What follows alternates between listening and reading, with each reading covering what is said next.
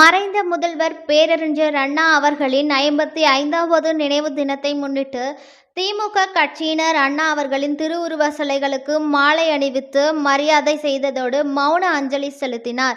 மேலும் பொதுமக்களுக்கு அன்னதானம் வழங்கினர்.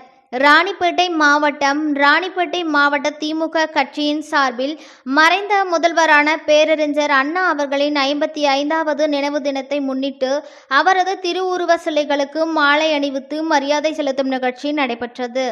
இந்த நிகழ்ச்சியில் மாநில சுற்றுச்சூழல் அணி துணை செயலாளர் வினோத் காந்தி பங்கேற்று விசி மோட்டார் பகுதியில் உள்ள பேரறிஞர் அண்ணா அவர்களின் சிலைக்கு மாலை அணிவித்து மரியாதை செலுத்தினார்.